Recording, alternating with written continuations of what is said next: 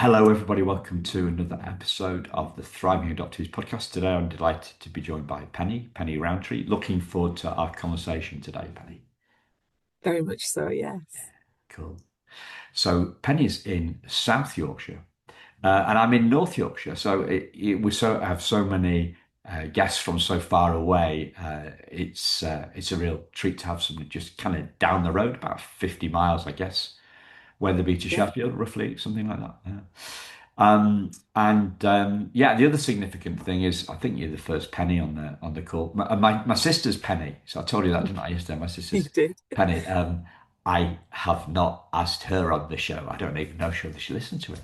Anyway, uh, listeners, Penny and I had a great conversation yesterday, and just an ocean of experience in this area. So, Penny works for Adopters for Adoption, which is a national adoption agency but she's based in Sheffield.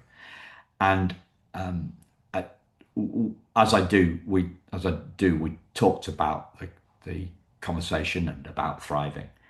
And at the end of that conversation, Penny talked about guilt and shame, and those being two obstacles to thriving. Yeah. Yeah, is Yeah. that how you would see it? I would. I think that they're feelings that can influence how we see ourselves and how and can really influence our ability to connect with other people to a degree that stops us from engaging in with others, but also engaging in our own lives as well. Yeah, Very yeah. definitely. How do you see the difference between guilt and shame? I think shame is something that, for me, that's something that's kind of it comes. It's a feeling that wells up from inside. It's not necessarily associated with anything, a particular event or a particular episode or a conversation with somebody. I think it feels like an underlying feeling that's bubbling around there, and it's quite pervasive. It's something that kind of is a feeling that's a constant. But I think guilt for me is something that I would link much more with something that happens that I would take responsibility for, that I would feel that I had a part to play Yeah, in a negative way. yeah. I think I heard it described, I'm not sure when this was, or the difference described as guilt. It ties in with your Yeah, definition. yeah, Um, that guilt is about something that we've done, mm, and shame is about who we are. yeah, yeah. So it kind of goes, shame goes to identity, Yes, and guilt goes to actions. yeah, Like, as you said, something that's happened, something we've done, something taken responsibility to. mm, And when I get near this, anytime I get near this shame word, a book I read years ago, or listened to years ago, pops into my head, and it's called Power versus Force yeah. by a guy called David Hawkins. Have you heard of that book, Power versus No, Force? I No. haven't. No. The guy's got he developed a scale of human consciousness Okay. from naught to 1,000. Mm, Um, and a lot of the scale is about feelings. And it's so it's 0 to 1,000. Zero is dead, and yeah. shame is 20. Okay. And so it's the lowest, it's the Yes. closest thing Yeah. to to death. And we think about suicidal Yeah. suicidality, suicidal ideation, and and and that's at 20 and zero. You kind of that's Mm. it's a really dangerous zone. Absolutely. And very, It's really very dangerous. difficult to let go of. Really hard if you start, if that feels, that's what I was meaning when I said pervasive. It's something that it eats away, and it's very difficult to once you have internalized that, I think it's so hard to move away from that core sense, that core feeling. Yeah, Yeah. So, um, listeners, Penny's had a number of different roles within social work and including roles in adoption. That's so you work these days. You work supporting adoptive adopters. yeah, Yes. adoptive parents, Yeah. and also in the past you've done a lot of work in play therapy. So Yes.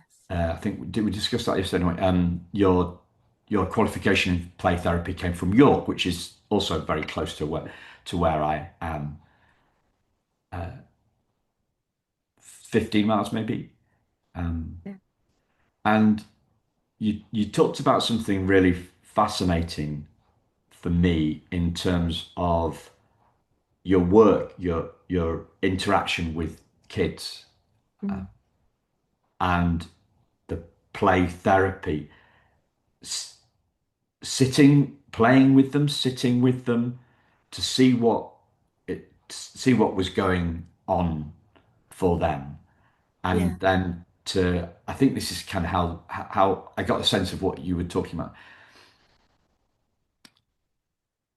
Engaging with them, seeing what was coming up, and then gently questioning some of the negative beliefs, perhaps about themselves, and negative feelings that the kids came up with. Yes. Is that about right, Penny? Yeah. I think that's it. I think it's about being alongside the child. I mean, this takes time because obviously you've got to build up that sense of trust, and but it's about hearing what the child is saying about how they're feeling about themselves and also how they're feeling about the world that they're living in, but helping them to make sense of that by staying alongside them. And then as that understanding grows, I mean, I don't just keep it between myself and the child. Penny? There's a real sense that, I spend such a short period of time with children in that way. So it's about enabling and helping parents to understand that for the child as well. So who the child is and what their needs are. But it is very definitely about, kind of recognizing those, um, that those thinking patterns that aren't helpful, aren't real. That the children will try to make sense of and understand the world around them with perhaps a limited capacity to question that, or certainly in terms of the cognitive thought processes, be able to understand it. People's thoughts and beliefs and feelings, things that have happened to them, as being outside of their kind of ability to control. Um, and so they are left with lots and lots of feelings of shame and guilt, which is misplaced. So it is very, very gently about trying to help children who've experienced that trauma and that loss to understand what that was about and that they weren't responsible for it. Yeah. One of the things that fascinates me is how the feeling of loss Yeah, becomes a belief yeah, uh, rooted in a belief of shame, and it fascinates me because it's so this happens so young for so many of us. We have no recollection of it, yeah, and I struggle to put it in, I struggle to put it into words because one seems so as in loss feels so emotional, mm, and shame seems far more beliefy. do you know what I mean? Like, loss feels like a heart thing, and Right. shame feels like a head thing. Okay. Yeah, no, I can see that. I haven't ever thought about it like that before, Simon, but I can completely see that. I think that's really interesting. I think one of the things that I see time and time again, and I wonder if this is something about it, is that the loss that children who are living within adoptive families, that loss is layered. There's so many layers to it. There's a loss of the birth family. There's a loss of that connection, that innate connection that babies have with birth mum.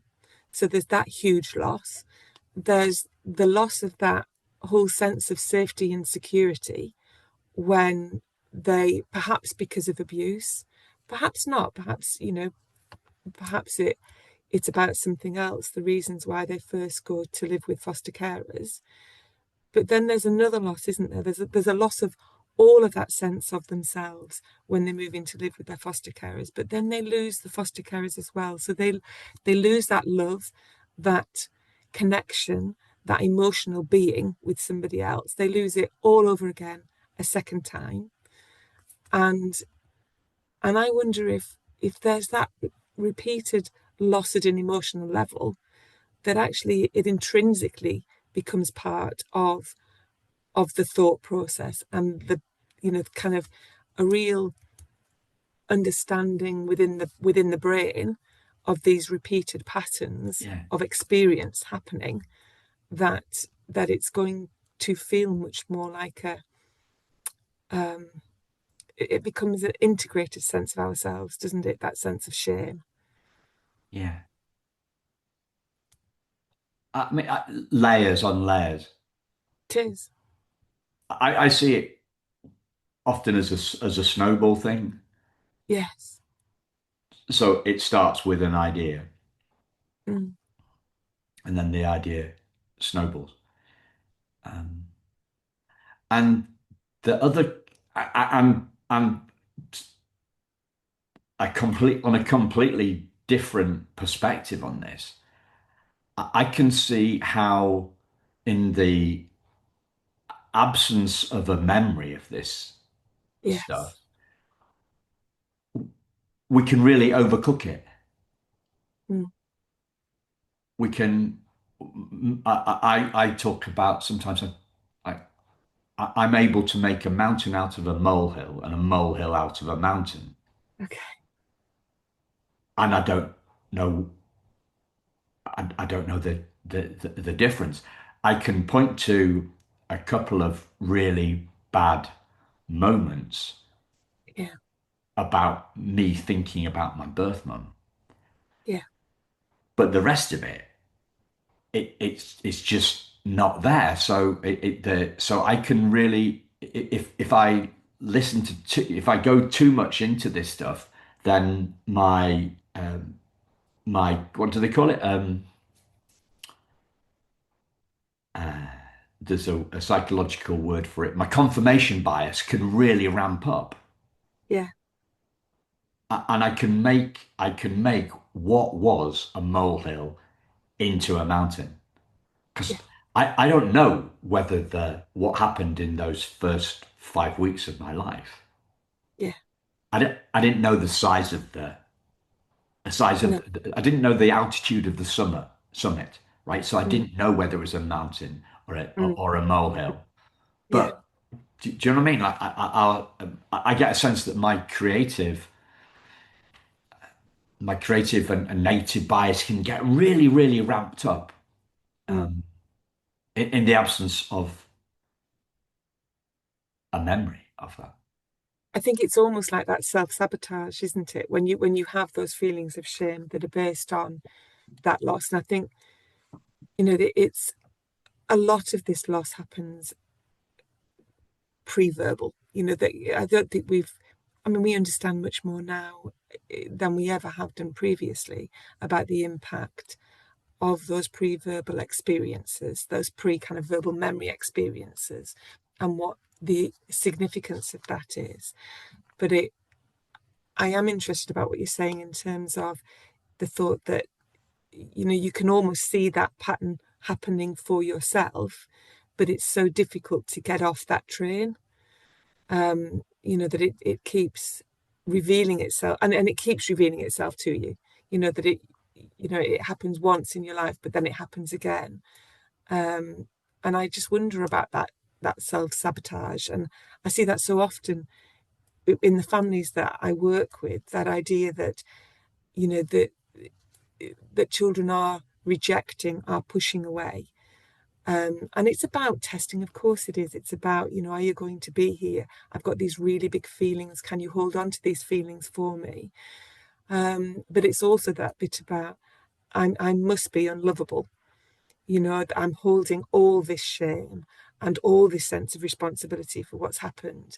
So I don't trust in, I don't believe in this relationship that you're offering me.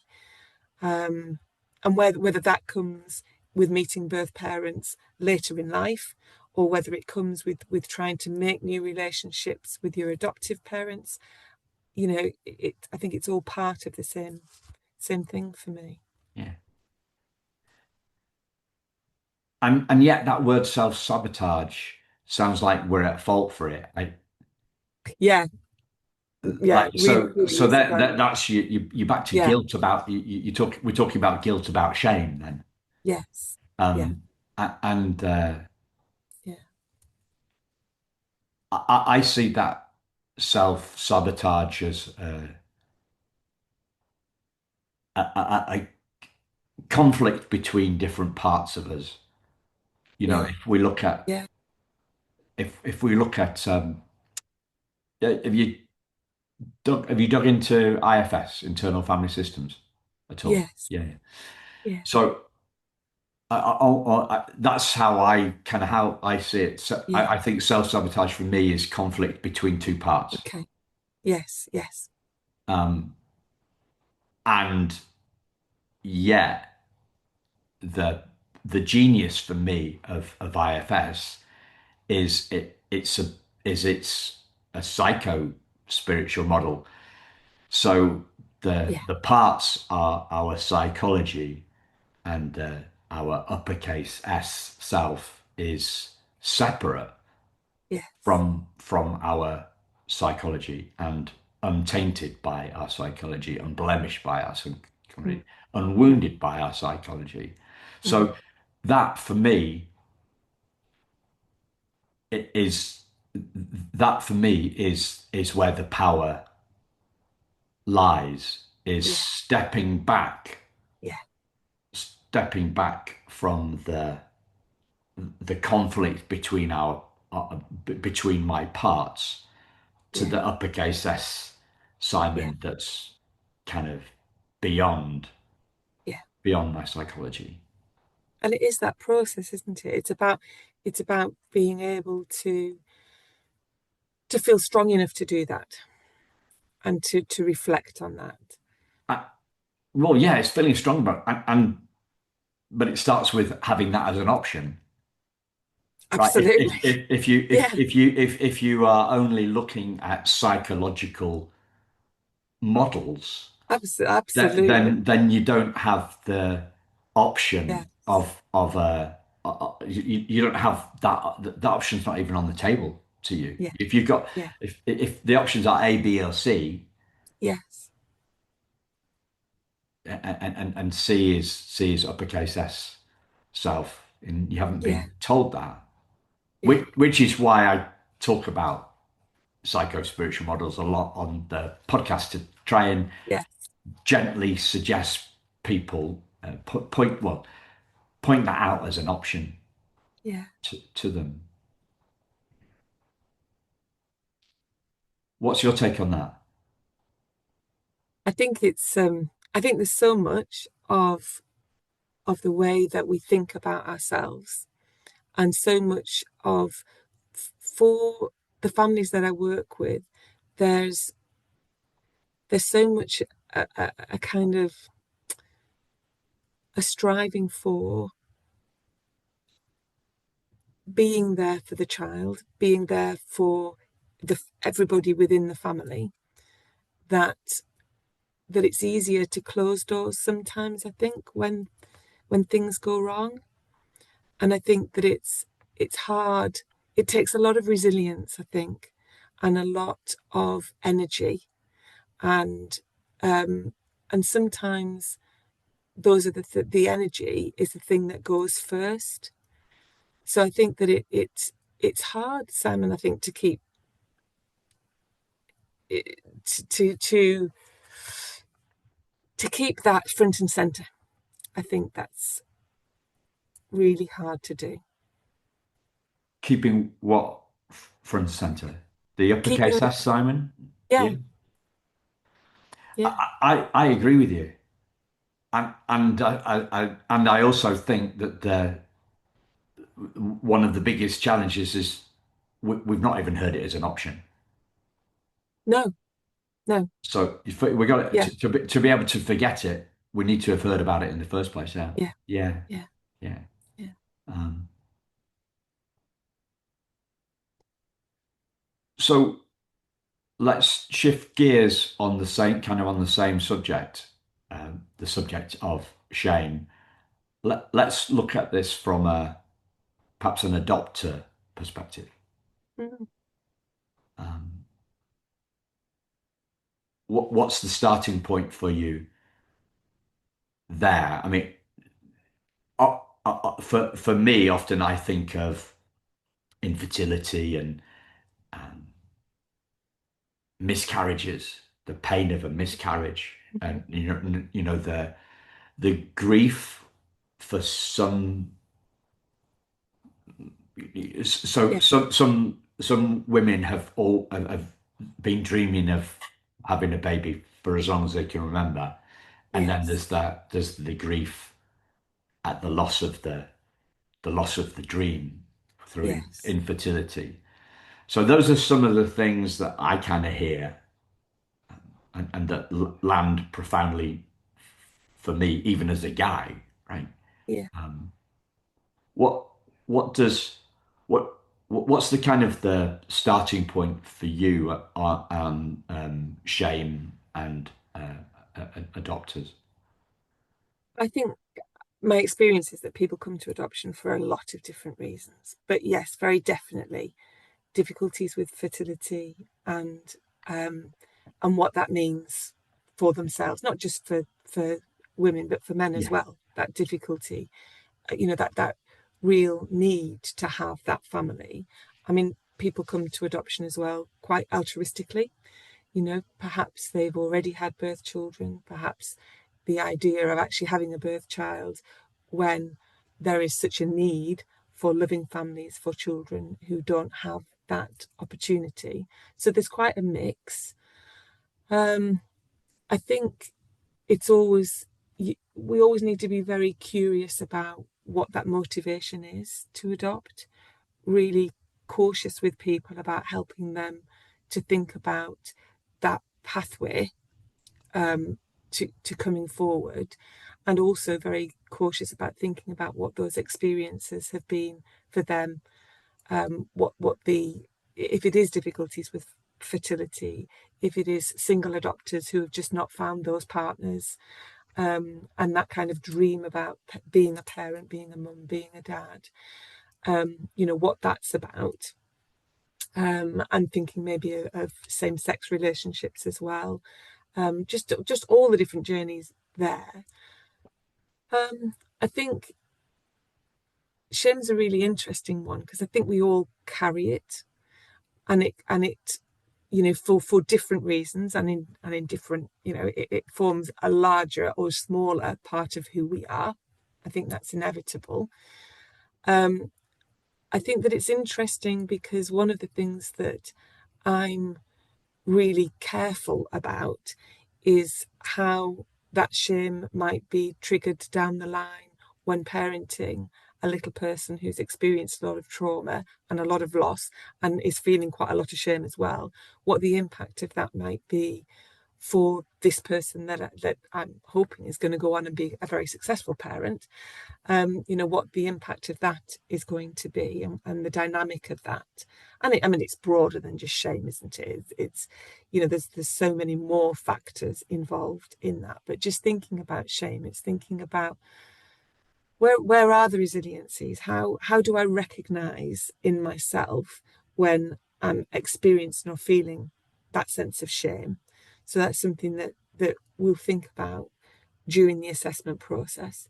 What are the triggers to that? How do people make sense of it and understand how they can remain separate to it? Similar to what you've just been talking about. Um, but how as well do we use the people around us, the support networks, those personal support networks, to enable us to really keep that shame in a context. For example, I've got working with a family now who are finding it really difficult um, to access the support network around them because of concerns and anxieties about kind of the difficulties that they're experiencing as being parents. And that's really tough. That sense of that, those feelings of shame coming to the fore, that then prevent you from accessing support from the very people that have carried you so far in your life, and then the implications of that for your relationship with your child. So it's, yeah, we see it in so many different aspects of it. Yeah. Yeah. I want sometime last year I put a really one sentence Facebook post, yeah, and it was has has anybody ever told you that the voice in your head is a liar? That was Yeah, it. Um, we should and all have that fridge magnet, I well, think. yeah, Yeah. and somebody, I don't know if I've talked about it on a podcast, probably haven't. Um, s- Somebody put underneath, has anybody ever told you to F off? And I was absolutely that really Mm. gobsmacked me. The the power of our egos, Yeah. the power of our egos to block, Yeah. to fight. Yeah. I, it, how do you, because there's nowhere to go, is there? There's No. nowhere. There's nowhere to go. I just deleted the just unfriended the guy and just left it. I think, did I take it off? No, I think I just left it. Never didn't respond to it. Mm. Because I knew that I was going to have a fight on my hands, but it just gobsmacked me. Yeah. Yeah. But I guess as a therapist, you see the most We have so illogical many. stuff.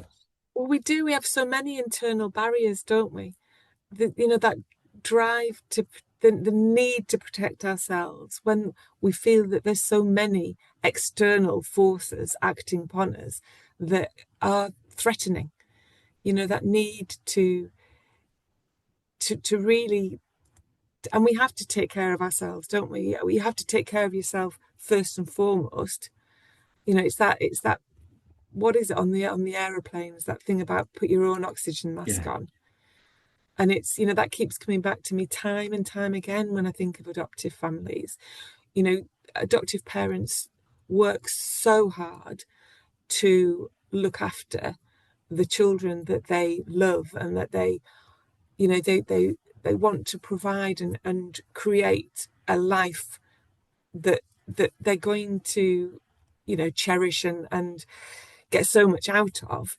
And it's a that huge bit, I think, for adopters of thinking about, what do I need? What do I need to look after me so that I can be the best person to look after my child, my children? And it's so hard. So many external influences, as well as those internal Yeah, fights and struggles that we have with ourselves. yeah. Did you say barriers? Did you say internal barriers? Is that the word Yeah, you used? Yeah. yeah, Um, so what's the way when you think of barriers, do you think of, like the way through the barrier, the way round the barrier, the way over the barrier, what the dissolution of the barrier? yeah. I think, How yeah, do you see that? How do you see what we do I think about it's about barriers? recognizing the barrier because, sometimes it's so hard to see when you're in the middle of it, when you're exhausted. We were talking earlier about being overloaded and overwhelmed and what the difference was between the two and how they're so enmeshed as well. And I think identifying those barriers is the hardest thing to do. And then when you do recognize it, when you do see it, it's where are the resources to break them down. And it's, sometimes it's not always helpful to break them down. Sometimes they play a really important part in keeping things going as well. When we are feeling overwhelmed, we need those barriers as scaffolding. So they're not necessarily always not a friend. That's not a very Yeah. So, helpful way of the terminology, but sometimes we need those barriers to help us manage particular situations or periods of time. But so long as we recognize that they're not helpful to have and to maintain in the long term. So it's, yeah, yeah. So, listeners, we were talking about overload versus overwhelm. So, in a nutshell, overwhelm is the feeling, and yeah, overload is trying to do too much. And the difference between the two, to make what overload crystal clear, you know, uh, Penny was talking about working 3 days a week and parenting the other part of the week. Well, that's yeah. yeah, Okay, parenting outside the workday, right? yeah, Um, so to make it different, because people are passionate about their work. We have people on this podcast that are passionate about their work, passionate about making a difference, and so we can perhaps do more, do squeeze 4 days work into three, or try and do that. That's overload. Is trying to do yeah, too much, and whereas feeling of overwhelm is the feeling of having too much on your plate, and overload is having too much on your plate, and yeah, and they get lost in the moment. I think it only becomes the distinction is only clear after the yes. after the event. So um, back to the seeing the barriers. Then Mm. I thought, as you were talking about that being difficult, I thought about a mentor of mine that used to say it's hard to see the picture when we're in the frame. So Okay. Yeah. that's when a trusted person, like a therapist, a social worker, somebody that works at the agency, that you adopted through, or a fellow adopter, fellow adopted parent, Mm. um, comes in handy because they can point us to stuff that we can't see for ourselves, right? Yeah. Yeah. So back to breaking through the barriers then, once we've Mm. um, seen them. What, what's your view on that, Penny? I think I think it's the barriers are very isolating, aren't they? I think you can feel very isolated if you feel that the experience that you're having is something that's unique to you. And I think as parents or adoptive parents, we take a lot of responsibility for difficulties that our children experience or difficulties that we have in the relationship that we have with our children. So, we take on that responsibility and they become huge. That sense of, if I did this differently, if I could think about that differently, had I done something else, then perhaps it would have been different. And that internal conversation that we have that eats away at us, coming back to that sense of shame again, that actually that's about isolation for me. That if we have a conversation, if we keep a conversation alive with people that we trust around us, and we recognise that the support network for our adopters is key, it's crucial. If we can help that support network understand the experiences of, kind of the experiences of the child who's been traumatized, the experiences of the child who has had very early loss, and is experiencing grief even at 18 months and 2 years. If we can really have a support network that understands that, and then that understands and recognizes the needs of their adopters, their brothers, their sisters, their friends, their children, who are the adopters, to a degree of such that those people are there. They need to understand the adoption process, if you like, as well. They need to understand the stresses that come with that process, the assessment process, family finding, the intensity of being linked and going through matching and introductions, first meeting your child, and those early days and weeks and months of living newly together as a family. If we can help that support network understand what that's about and the pressures that come with that, as well as obviously all of the the delights and the happiness and the pleasure and the joy that comes with that, then I think we're asking, it's that family that lives around the child. I think we're asking, we're asking for everybody to be involved in those barriers. Everybody to recognize that they're going to be there, because that's what this is all about. Not the barriers, but that life is, family life, living as a family, being a parent it comes with big challenges, big rewards, but big challenges too. And so I think for me, it's that bit about never seeing those barriers in isolation at any level. That the barrier itself is not isolated to everything else that's going on around, but also that the person experiencing that isn't isolated to the support network that is around that. And, the professional support network is only ever time limited.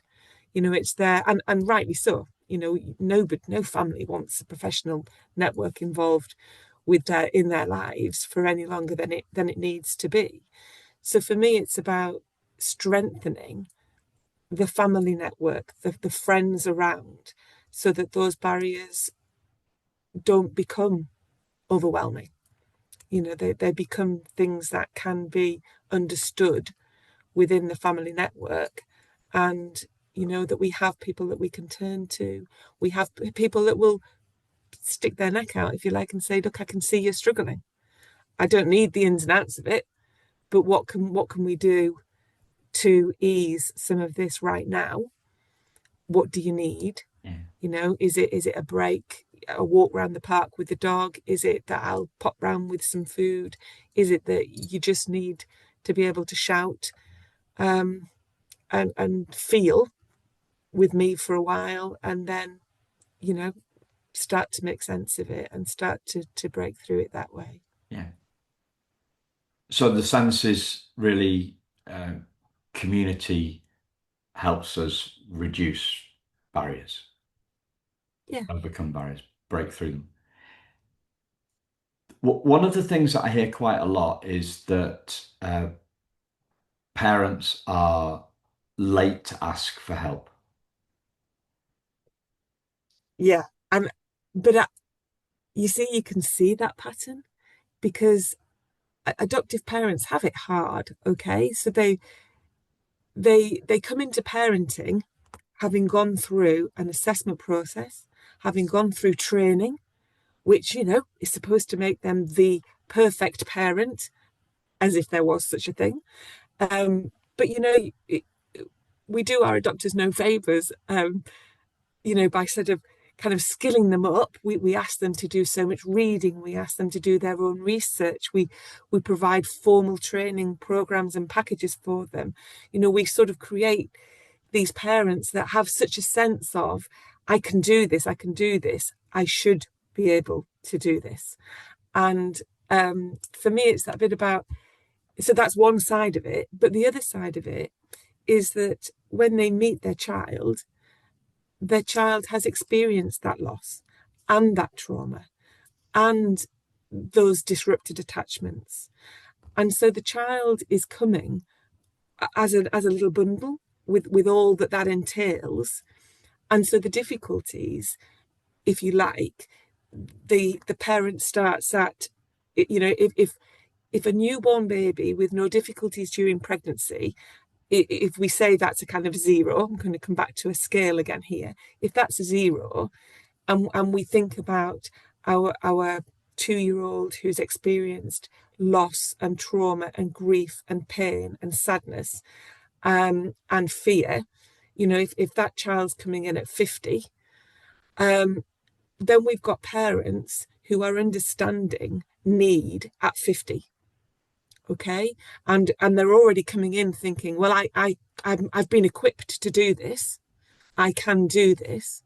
So actually, if you think about then, that they're then learning about parenting with a child who has a lot of needs, um, and then they're building on, they become the expert in their child really very quickly, and they start informing that network around them, the nursery, the schools, the GP, the even if there's a therapist, they're going to the therapist saying, this is my child, they've had these experiences, that they're seen of as being this expert, when actually we need to scoop them up as parents. But they're seen of as having, um, kind of already taken care of so much that by the time they're depleted, their resources are depleted, and there are difficulties arise because life arises, that actually the threshold for asking for help, you can see how that threshold just gets higher and higher and higher because they've already come in midway or even higher than midway. So, yeah, we say to our adopters all the time, if you're feeling something when it's tiny, let us know, because we want to know about those feelings when they're very small, because they might indicate something, they might not, but they will help us to explore with you whether or not these are difficulties or problems that need support. But you can see why some adopters come, with big problems, and you might think, well, why didn't you raise this earlier? But there's a whole thing that goes with why that didn't happen. And also, problems don't just happen and then just explode and then just remain permanent. As families, there are still great days and good days and little things. I think adoptive parents take great pleasure in the little steps as well. Yeah. Sorry, I feel like I've really rambled on there. No, no. That I think that feels like a good place to bring it in with a reminder to be grateful for the little stuff, squeeze the small stuff, as one Yeah. guy used to say. I can't remember his name. Um, Is there anything else that you'd like to share on uh, with the listeners? Um, I just think that, I've worked for 30 odd years with children and with adoptive families, and I'm humbled by, we started off talking yesterday when we first met Simon about thriving. And I've been humbled by those parents and those children who have taken experience and and have really thrived, have really built those relationships, um, and taken their lives forward. I find that spirit, um, yeah, it's awe. It creates a sense of awe in me. Yeah, Yeah, fantastic. Thanks, listeners. Thanks, Bunny. We'll speak to you thank again you. very soon. Take care. Bye Yeah. bye.